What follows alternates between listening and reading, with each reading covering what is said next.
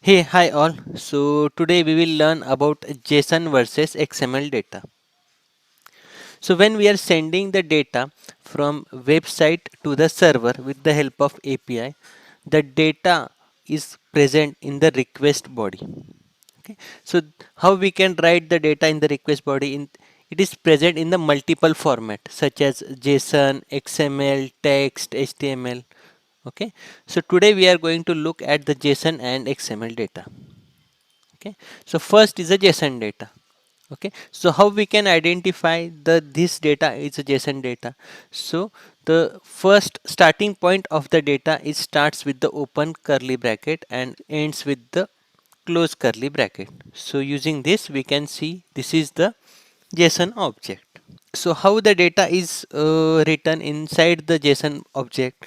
So left side of the colon is considered as key and right side of the colon is considered as value.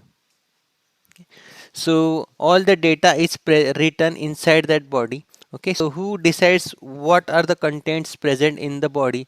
So those are decided by the developers only. Okay, so they provide you the data. So this is the format of data you need to send, then you will get the success or failure in the response. Okay, sometimes what happens, multiple object you can able to receive. So this we have received, and at that end, so they it is present as an array. Okay, so this bracket is considered as array.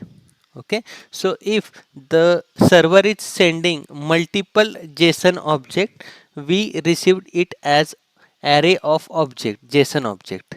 Okay, so here we can say this is the array sign, and inside it there are multiple object. This is one JSON object, second is JSON object. Okay, so this is the basic JSON object data. Okay, we move to the XML data. Okay, so same data is converted into the XML data. Okay, so for how we identify the XML data, so generally it starts with this type of signature and ends with this signature. Okay, so how we can write the key value pair? So key is written at the start without slash. If you see, this is the slash. Okay, so it starts with the without slash and ends with the slash with the same tag name. So this is the tag name. Okay, so name is a tag name.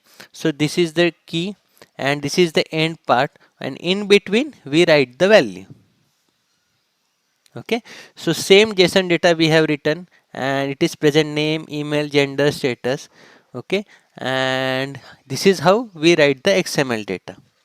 Okay, so with comparison, JSON data is easy to traverse. Okay, and due to which the REST API uses mostly JSON data. Okay, so going forward we will be using JSON data for parsing, and in the our application whatever we are testing, we will be using the JSON object. Okay, so that's it from the video. Thank you.